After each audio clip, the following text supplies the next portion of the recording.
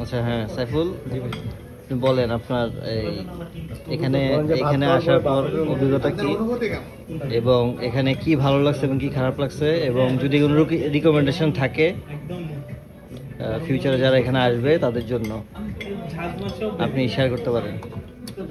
প্রথমে অনুভূতি জানাই ভাই, এখানে এখানে আসার অনুভূতিটা ভাই মানে অসাম। সব থেকে বড় অনুভূতি হচ্ছে যে একসাথে সবাই খাবার খেতে পারতেছি, যেটা মানে সেপো লাইফে হয় না। আর এইখানে রেকমেন্ডেশন বলতে সব থেকে ভালো লাগার বিষয়, এখানে এসে পাহাড় খাইতে পারছি, মানে ডেজার্ট বলতে আমি পাহাড়ি বুঝি, আর আমার কাছে জানার নাই। তো কেউ যদি পাহাড় খেতে চায় তাহলে সেই প্লেসটা এইখানে এসে মানে নেওয়া যাবে। তো আমি এটাই রেকমেন্ড করবো, যদি আপনাদের ইচ্ছা থাকে যে পাহাড় পর্বত খাবেন তাহলে এখানে এসে খেতে পারেন। আচ্ছা, আর এখানে কি এমন খারাপ লাগছে আপনার? খারাপ বলতে কোনো কিছুই খারাপ লাগে নাই, আসলে খারাপ লাগার মনেই আমার নাই ভাই। এখানে যা কিছু সব কিছু আমার ভালো লাগছে।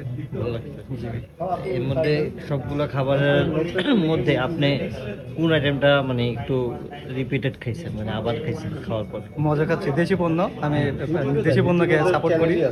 তো এই কারণে আমি already most probably half KG খেয়ে ফেলছি।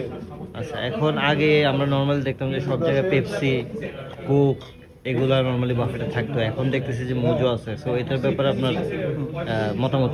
এটা আই বিলিভ যে এটা আমাদের আন্দোলনের একটা ফল। আমরা যেভাবে আমাদের সোশ্যাল মিডিয়াতে আমাদের যে আন্দোলনটা ছিল যে আমরা বিদেশে কোনো product, not only Pepsi, Coke, everything, যেটা আমাদের দেশি প্রোডাক্ট না, তো তার অ্যাগেনস্টে আমাদের যে মুভমেন্টটা ছিল সেটার সফল একটা পরিণতি বলা চলে। সেটার ফল আমরা এখন দেখতে পাচ্ছি রেস্টুরেন্টে, আর সেটা হচ্ছে সব থেকে বড় প্রমাণ, কোকের পরিবর্তে আমরা এখন মজা পাচ্ছি।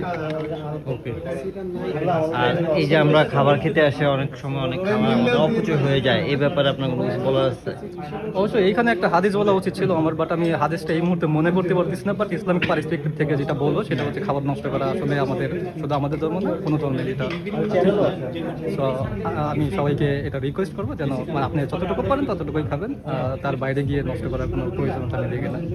আচ্ছা, আজকে লাঞ্চে আমরা 790 টাকা করে আমরা পার পারসন খাইছি। আপনার কি মনে হয় যে এই টাকা দিয়ে এই খাবার কি ঠিক আছে? আমি আমার পার্সোনাল অপিনিয়ন আপনাকে যেটা বলি সেটা হচ্ছে আমি 790 টাকা দিয়ে কোনো রেস্টুরেন্টে খাওয়ার পক্ষপাতী না। আমি 790 টাকা দিয়ে মানে 3-4জন ফ্যামিলি মেম্বার্স মিলে খাইতে পারতাম।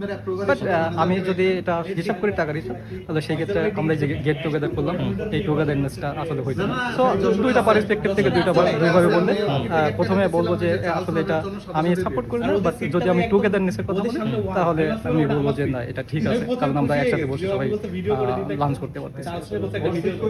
ওকে, থ্যাংক ইউ আপনাকে আপনার সুন্দর সুন্দর কথা বলার জন্য।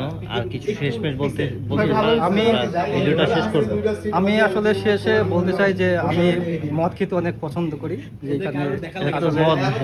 আপনি বলছেন যে মোজো, এটা আমি আসলে মদ এখানে দিচ্ছি না, কারণ মদকে আমি মদ হিসেবে চালাই দিচ্ছি। তো আপনারা যারা মদ খাইতে চান, মদ আসলে হারাম এটা ভেবে খাইতে পারেন না, তারা চাইলে আমার মতো করে এরকম করে খাইতে পারেন। ঠিক আছে, ধন্যবাদ।